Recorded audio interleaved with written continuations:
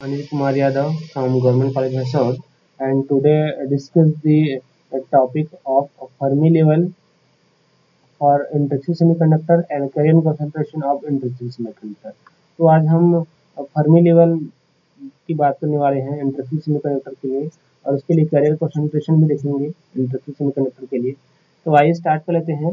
Fermi level पर जाने से पहले हम थोड़ा सा फर्मी डिस्ट्रीब्यूशन के बारे में डिस्कस करें तो ज़्यादा बेटर रहेगा। ठीक है, तो जैसे आपको पता है कि कोई मेटल है जो फर्मी डिराक स्टैटिक्स का ओबे करता है। ठीक है, मेटल में जो नंबर ऑफ इलेक्ट्रॉन होते हैं वो फर्मी डिराक स्टैटिक्स को ओबे करते हैं। मेटल के जो नंबर ऑफ इलेक्ट्रॉन है वो, अब उसमें जो है एक कंडीशन और आता है, पॉली अपोजिशन नियम के हिसाब से जो है इलेक्ट्रॉन जो है फील करे जाते हैं, जिससे जो है इलेक्ट्रॉन के दो स्टेट बनते हैं, है ना। तो एक का जो है डायरेक्शन जो है अपोजिट रहता है ना, एक का सेम रहता है। तो इस तरीके से उसकी जो स्पिन बनती है वो प्लस माइनस हाफ बनती है, ये भी आपको पता ही होगा, है ना। इस तरीके से उसकी डिजेनरेसी हो गई, टोटल कितनी हो गई उसकी जो डिजेनरेसी हो गई वो 2 बन जाती है। इलेक्ट्रॉन की डिजेनरेसी वहाँ पे 2 हो जाती है। तो यहाँ पे हमने फर्मी डिराक डिस्ट्रीब्यूशन फंक्शन के लिए मेन जो फार्मूला है वही फार्मूला यहाँ पे लिया हुआ है, इंक्लूड किया हुआ है। ठीक है, F equal to 1 by E to the power minus E F by K B T plus 1 लिया हुआ है। ठीक है, इक्वेशन नंबर ये 14 हो गया। जैसे कि हमको पता है कि it was earlier explain the for metals the Fermi energy EF is highest field energy at the zero temperature. जैसे कि आपको पता है कि फर्मी लेवल एनर्जी जो है फॉर मेटल पर जो है पूरी तरीके से भरा हुआ रहता है जीरो टेम्परेचर पर, 0 केल्विन टेम्परेचर पर। In general equation number 15 and it can said that the Fermi energy corresponding to the level for which probability of occupancy is half। ठीक है, एंड तो जो फर्मी लेवल एनर्जी जो बनेगी इसके लिए जो प्रोबेबिलिटी ऑफ ऑक्यूपेंसी निकालेंगे वो कितनी बन जाएगी, हाफ बन जाएगी। जैसे कि मैं बोल चुका हूँ यहाँ पे पहले, इसके पहले जो बोला था डिजेनरेसी की बात कर रहे थे और स्पिन की बात कर रहे थे, उसके लिए प्रोबेबिलिटी डेंसिटी की बात कर रहे थे, वो कितना बन रहा था, हाफ बन रहा था। And since valence band is completely filled and the conduction band is empty, जैसे कि हम पता है कि जो वैलेंस बैंड है वो कम्प्लीटली क्या रहता है, फिल्ड रहता है, एंड कंडक्शन बैंड क्या रहता है, एम्प्टी रहता है। And the Fermi level is lie between the valence band and conduction band. ठीक है, तो फर्मी लेवल जो कहाँ बनता है, वैलेंस बैंड और कंडक्शन के बैंड के बीच में बनता है। And is exact position independent on the temperature. And इसका जो पोजीशन कहाँ पे है, ठीक है, इसका पोजीशन कहाँ पे बनता है वो हमको टेम्परेचर से पता चलता है कि टेम्परेचर हमने कितना डाला हुआ है, उससे पता चलता है। ठीक है, कि टेम्परेचर कितने टेम्परेचर पे जो है फर्मी लेवल किधर कौन सी पोजीशन पे रहेगा, ये हमको टेम्परेचर से पता चलेगा। ठीक है, तो इस तरीके से हम मान सकते हैं कि फर्मी लेवल क्या है, टेम्परेचर डिपेंडेंट है, उसका पोजीशन जो है टेम्परेचर डिपेंडेंट है। And the probability that the bottom of conduction band is occupied by the electron can be determined in substituting equal to EC है। तो जो प्रोबेबिलिटी होता है यानी कि जो बॉटम में कंडक्शन बैंड को लेते हैं तो उस पर जो इलेक्ट्रॉन डिटरमाइन किसके थ्रू किया जा सकता है, इक्वल टू इसी थ्रू जो किया जा सकता है, यानी कि उसकी एनर्जी इक्वल टू इसी मान लेते हैं। सिमिलरली हम टॉप पर वैलेंस बैंड के लिए ले लें तो टॉप पर वैलेंस बैंड के लिए लेंगे तो वहाँ पे रिप्लेस क्या करेंगे, ई इक्वल टू ई भी रिप्लेस कर देंगे, है। अब हम जो है इस तरीके से दो एनर्जी स्टेट बना लेते हैं। ठीक है, क्या बना लेते हैं, नंबर ऑफ एनर्जी स्टेट बना लेते हैं। ठीक है, and the number of energy state, ठीक है, नंबर ऑफ क्या बना लिए, number of electron occupying energy state between the E plus E and D E हो गया। तो एक बॉटम के लिए और एक टॉप के लिए इस तरीके से दो एनर्जी स्टेट बन रहा है यहाँ पे, E and E plus D E बन रहा है। तो उसके लिए हम यूनिट वैल्यू में उसका निकाल लें। ठीक है, यूनिट वैल्यू में जो है उसके थ्रू जो हम निकाल लें उसका इक्वेशन, तो क्या बन जाएगा, इक्वेशन बन जाएगा हमारा N E D E equal to F A G E into D E, जहाँ ये जो जी ई देख रहे हैं आप, ठीक है, ये जो जी देख रहे हैं वो क्या है, डिजेनरेसी है, यानी कि एनर्जी स्टेट शो करेगा यहाँ पे। ठीक है, क्या शो करेगा, एनर्जी स्टेट शो करेगा। इस तरीके से ये हमारा इक्वेशन नंबर 16 आ गया। आगे चलते हैं, आगे आपको बता रहे हैं कि ये जो डिजेनरेसी हमने जो लिया था, ठीक है, क्या लिया था, जो हमने डिजेनरेसी लिया था, जो हमने एनर्जी स्टेट लिया हुआ था, ठीक है, जो हमने क्या लिया था, एनर्जी स्टेट लिया हुआ था जिसको हम जी ई बोल रहे हैं। तो जी इक्वल टू क्या, जी इक्वल टू हो गया सी ई टू द पावर हाफ बन जाएगा वहाँ पे, जहाँ सी इक्वल टू क्या ले रहे हैं हम, C equal to 4 pi 2 m e star ले रहे हैं to the power 3/2 into H to the power minus 3 ले रहे हैं। ठीक है, ये हमारा जो यहाँ पे एम स्टार देख रहे हैं, एम स्टार देख रहे हैं, वो क्या रिप्रेजेंट कर रहा है, effective mass of electron in semiconductor. ठीक है, ये क्या शो करता है, इफेक्टिव मास ऑफ इलेक्ट्रॉन। इस तरीके से ये फर्मी लेवल के लिए हमने निकाला। ठीक है, अब इंटरेक्टिव सेमीकंडक्टर की बात करते हैं। ठीक, इंटरेक्टिव सेमीकंडक्टर की बात करेंगे। In interactive semiconductor at a temperature well above the absolute zero. तो जैसे कि हमको पता है कि इंटरेक्टिव सेमीकंडक्टर में जब हम टेम्परेचर को यदि जीरो ले लें, and there the thermal electron in the conduction band and equal number of holes in the valence band, according to the Schottky the number of energy states in the conduction band varies s, है ना। जैसे कि हमको पता है कि interactive semiconductor में क्या होता है कि इंटरेक्टिव सेमीकंडक्टर में हम लेते हैं जो नंबर ऑफ इलेक्ट्रॉन रहता है ना, जो नंबर ऑफ इलेक्ट्रॉन रहता है और जो नंबर ऑफ प्रोटॉन रहता है वो बराबर संख्या में रहते हैं वैलेंस बैंड और कंडक्शन बैंड में। उसका रीजन क्या है, उसका रीजन ये है कि जब एब्सोल्यूट जीरो टेम्परेचर पर हम लेते हैं, ठीक है, तो इलेक्ट्रॉन के तरीके क्या मिलता है, इलेक्ट्रॉन के तरीके का थर्मल एक्साइटेशन मिलता है।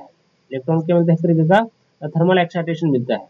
ठीक है, इसी थर्मल एक्साइटेशन के थ्रू जो है इलेक्ट्रॉन कहाँ जाता है, कंडक्शन वैलेंस बैंड से कंडक्शन बैंड में कूद करके चला जाता है, जिससे जहाँ जहाँ इलेक्ट्रॉन अपना जगह छोड़ता है वहाँ वहाँ क्या बन जाता है, होल क्रिएट हो जाता है, वहाँ वहाँ क्या बन जाता है, होल क्रिएट हो जाता है। तो इस तरीके से जो जितने नंबर ऑफ इलेक्ट्रॉन होते हैं उतने नंबर ऑफ होल होते हैं। तो इस तरीके से इन the conduction band and valence band, है ना, द इलेक्ट्रॉन्स, ठीक है, द थर्मल इलेक्ट्रॉन्स क्या हो जाएंगे, वहाँ पे बराबर हो जाएंगे। तो इसलिए इस तरीके से जो हमारा जो number of electron number of hole का जो होता है वो हमको समझ में आ गया कि जो थर्मल एक्साइटेशन के थ्रू जो इलेक्ट्रॉन है वैलेंस बैंड से कूदकर कहाँ जाएंगे, कंडक्शन बैंड में जाएंगे। तो जहाँ जहाँ अपना जगह छोड़ेगा वहाँ वहाँ क्या हो जाएगा, होल क्रिएट हो जाएगा। तो यहाँ पे हम शॉर्टकी के अकॉर्डिंग ले लेते हैं एनर्जी स्टेट। ठीक है, शॉर्टकी के अकॉर्डिंग जो है एनर्जी स्टेट ले रहे हैं, G equal to C E minus E C by half ले रहे हैं यहाँ पे। इस तरीके से हमारा इक्वेशन नंबर 18 हो गया। एंड अब हमको पता है कि to obtain the density of electron, है ना, हमको डेंसिटी इलेक्ट्रॉन फाइंड करना है इन कंडक्शन बैंड में एट एनी टेम्परेचर टी पर। तो हम क्या करेंगे, जो इक्वेशन नंबर 16 है, ठीक है, जो इक्वेशन नंबर 16 है उसका पूरा का क्या करना पड़ेगा, हमको इंटीग्रेशन करना पड़ेगा। ठीक, इस स्टेट पर जो है एट एनी टेम्परेचर पर, ठीक है ना, एट एनी टेम्परेचर पर हमको क्या निकालना है, एट एनी टेम्परेचर पर जो है हमको नंबर क्या निकालना है, इलेक्ट्रॉन डेंसिटी निकालना है, डेंसिटी ऑफ इलेक्ट्रॉन निकालना है। ठीक है, क्या निकालनी है, डेंसिटी ऑफ इलेक्ट्रॉन निकालनी है एट एनी टेम्परेचर। ठीक है, एट एनी टेम्परेचर पर क्या निकालेंगे हम, डेंसिटी ऑफ इलेक्ट्रॉन निकालेंगे। ठीक है, तो इक्वेशन नंबर 16 का हम क्या कर लेते हैं, इक्वेशन नंबर 16 का जो है इसका क्या कर लेंगे, हम इंटीग्रेशन कर लेंगे। तो इंटीग्रेशन लिमिट क्या बनेगा, ये आपको बता रहे हैं हम। इंटीग्रेशन लिमिट उसके लिए बन जाएगा आपका ई सी से कहाँ, ई टॉप तक बन जाएगा। ई सी से ई टॉप तक जो है इंटीग्रेशन लिमिट बन गया उसका। ई सी से ई टॉप तक हमने क्या बना दिया, उसका इंटीग्रेशन लिमिट बना दिया।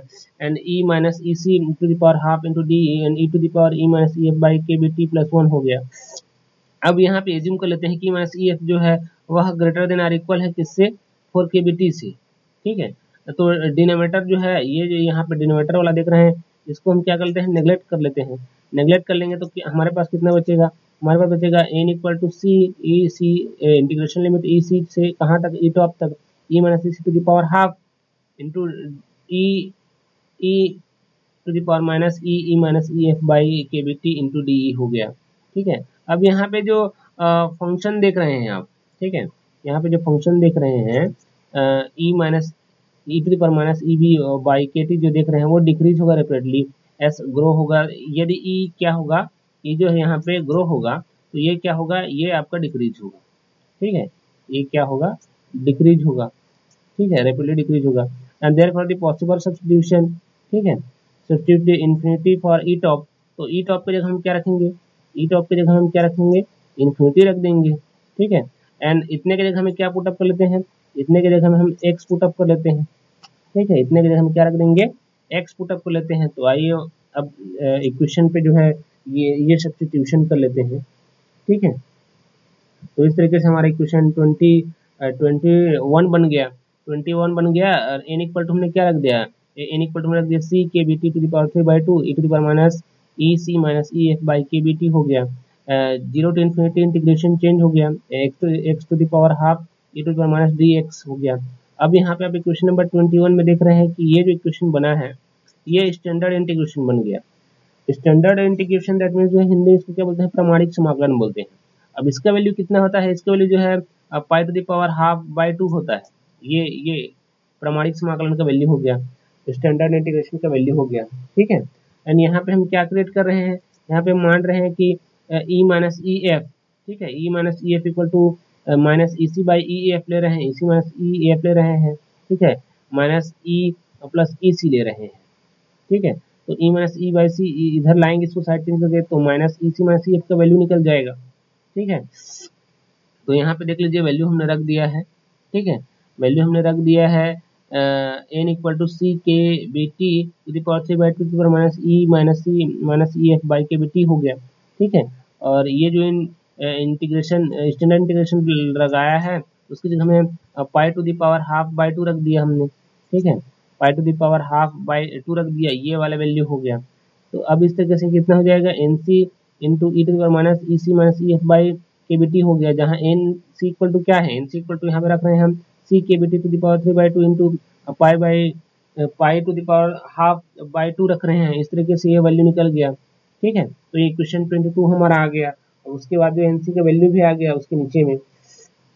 अब हम आपको आगे लेके चलते हैं इक्वेशन नंबर 23 की तरफ। अब उसके पहले इसको क्या कर लेते हैं, ये जो C N C equal to C K B T 3 by 2 to the power 5 by 2 जो हमने रखा हुआ है, ठीक है, इस वैल्यू को पुटअप कर देते हैं। ठीक है, वैल्यू को पुटअप कर दिया हमने कहाँ पे, ये वाले इक्वेशन पे जो हमने इफेक्टिव मास वाला लगाया था वहां पे हमने इसको पुटअप कर दिया। ठीक है, रख दिया वैल्यू को, तो क्या हो गया, N C equal to 4 pi 2 M star to the power 3 by 2 by H cube हो गया, into pi to the power half by 2 to the power 3 by 2 हो गया। यानी कि इतना वैल्यू तो जैसे का तैसे है। ठीक है, ये वाला वैल्यू जो है जैसे का तैसे है, सिर्फ हमारा जो इफेक्टिव मास वाला है ये थोड़ा सा नया टर्म है, ये सी का वैल्यू हम मान के चलिए।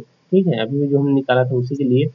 एंड 2, अब यहाँ पे जो कैंसिल होगा उसको कैंसिल करा लीजिए, यहाँ पे ये 2 और ये 4 जो है कैंसिल हो जाएगा, तो बचेगा क्या, 2 into 2 pi M E star K by K B T to the power 3 by 2 by H square बचेगा, इतना बच गया।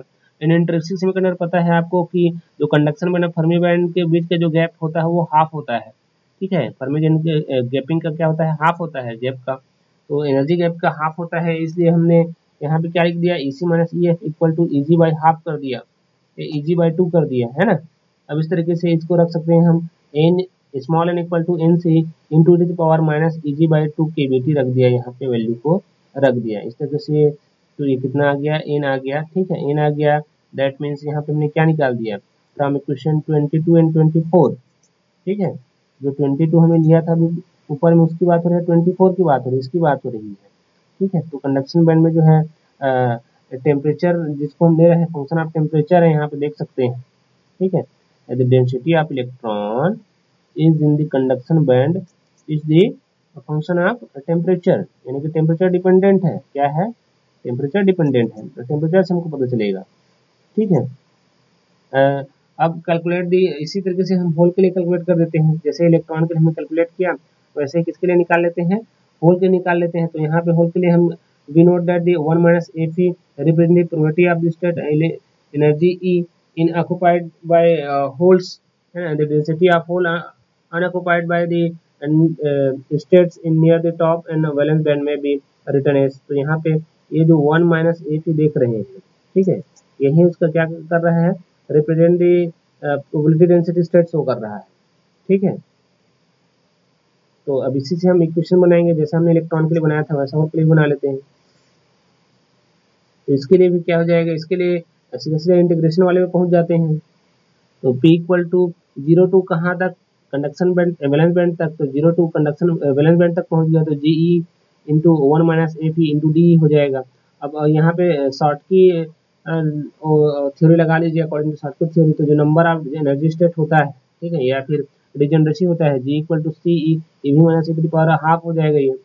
And if we again assume that the E F lie between the forbidden gap, ठीक है, यानी कि 4 KVT above the ई भी, ठीक है, and this we may use the approximation. तो यहाँ पे हम वैल्यू पुट अप कर लेते हैं for KVT above the EV. तो हमने ये रख लिया and 1 minus F E equal to value निकाल दिया यहाँ पे equal to 1 minus 1 by E to power E minus E F by K B T plus 1 हो गया। अब इतने के जगह हमें अप्रोक्सीमेटली क्या रख सकते हैं, इतने की जगह हमें अप्रोक्सीमेटली कितना रख सकते हैं, हम इतना रख सकते हैं। ठीक है, 1 माइनस एफ की जगह में हम क्या रख सकते हैं, E to power E minus E F by K B T रख सकते हैं। इस तरीके से हमारा ये इक्वेशन आ गया। ठीक है, अब जो हमने लिया हुआ है इतना वैल्यू आ रहा है तो इस वैल्यू को पुट अप कर देते हैं इक्वेशन नंबर किसमें 25 में। ठीक है, इस वैल्यू को कहाँ रख देंगे, इस वैल्यू को हम रख देंगे इक्वेशन नंबर 25 में रख देंगे और क्या कर देंगे, इंटीग्रेट कर देंगे। इंटीग्रेट कर देंगे तो पी इक्वल टू हो जाएगा सी 0 to E V minus E to the power half E to the power E minus E F by K B T plus into D हो गया। ठीक है, इस तरीके से हमारा कितना आ गया, इक्वेशन 28 आ गया। इक्वेशन 28 के बाद जो है अब हम थोड़ा कंसीडर कर लेते हैं।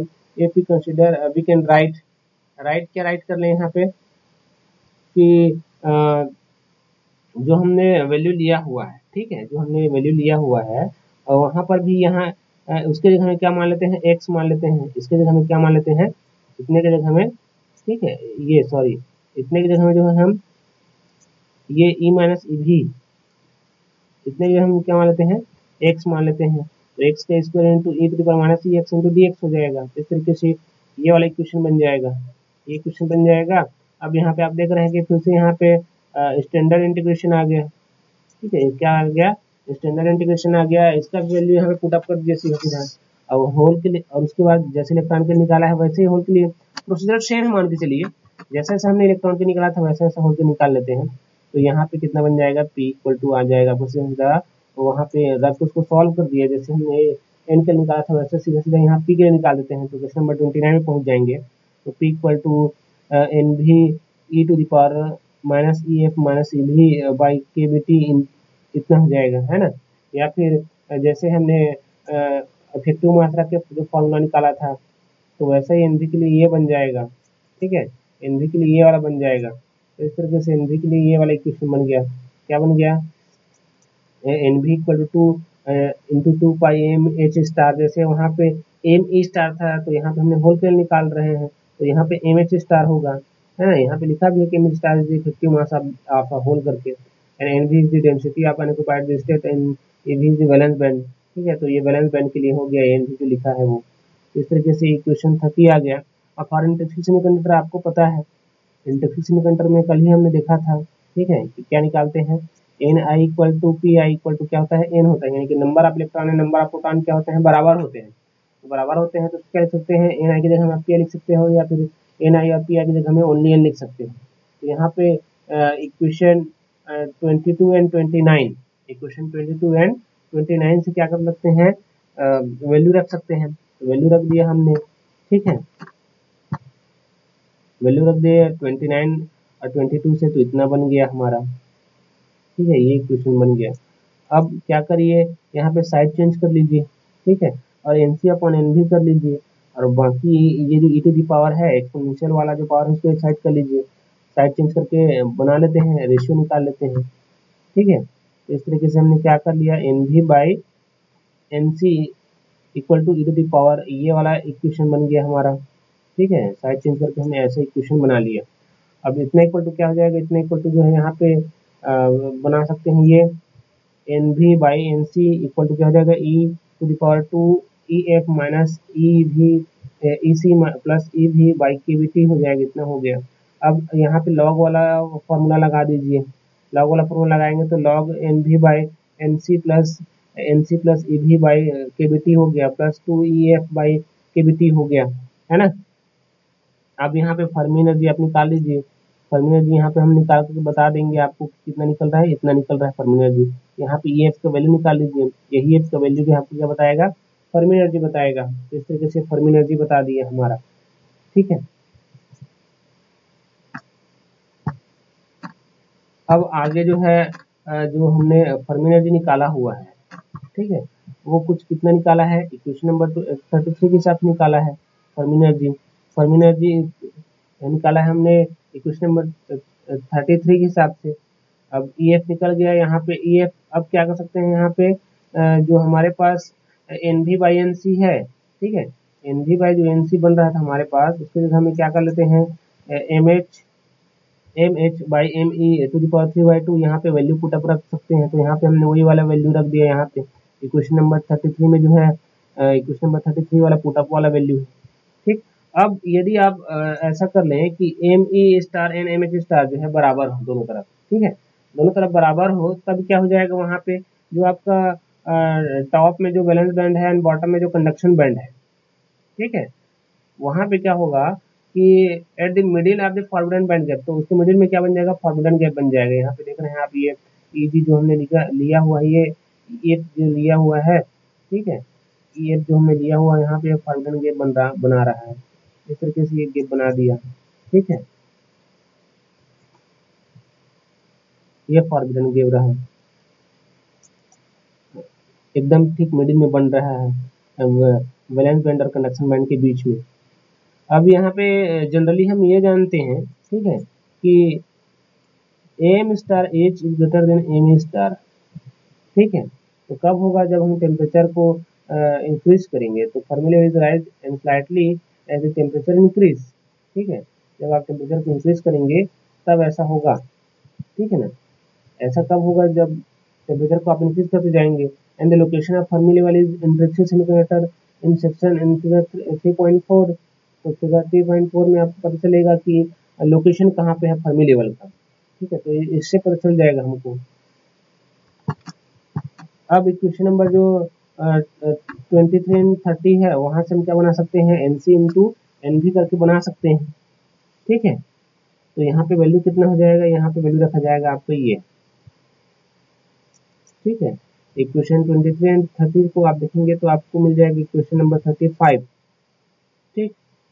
अब यहाँ पे जो हमने जाना है कि नंबर आप लेते हैं, नंबर आप प्रोटॉन के होते हैं बराबर होते हैं, तो N इंटू पी के जगह हम क्या रख सकते हैं, NI स्क्वायर रख सकते हैं, ठीक है, क्या रख सकते हैं, NI स्क्वायर रख सकते हैं, equal to NC into NV to the power minus EC minus EF by K BT हो गया, into the power minus EF minus EV by K BT हो गया, ठीक है। तो ये वैल्यू हमने रख दिया। वैल्यू रखने के बाद जो है हमको कितना मिल गया वैल्यू, NP इक्वल टू कितना मिल गया, या फिर NI स्क्वायर इक्वल टू इतना मिल गया वैल्यू, ठीक। अब आगे आपको लेकर चलते हैं, इस इक्वेशन को थोड़ा सा और मॉडिफाई कर देते हैं, ठीक है, मॉडिफाई कर लेते हैं और आपको बताते हैं कि इसमें जो हमने इक्वेशन लिया हुआ है, ठीक है, वो कुछ इस तरीके से बन जाएगा। ये जो सी का हमने वैल्यू रख रहा था वो वैल्यू रखा गया है यहाँ पे। वैल्यू रखाने के बाद जो है इसको एक स्टेप और बढ़ा देते हैं, फिर पूरे तरीके से कम्प्लीटली मॉडिफाई हो जाएगा। तो NI के लिए इतना निकल गया, ठीक है, NI के लिए इक्वेशन जो है कितना बन गया, इतना बन गया, ठीक। अब यहाँ पे हम जो e to the power EF minus EC minus जो E भी लिए हैं बाई 2 के BT लिए हैं, ठीक है, उसके लिए हम क्या रख देते हैं, EG रख देते हैं, ठीक है, क्या रख देते हैं, EG रख देते हैं। इस तरीके से चेंज हो जाएगा, e to the power minus EF EG by 2 K BT हो जाएगा, और इक्वेशन 37 जो है हमको मिल जाएगा। And the expression for the carrier concentration density for electron and hole. तो इस तरीके से हमारा ये टॉपिक आज कंप्लीट हुआ। Thank you.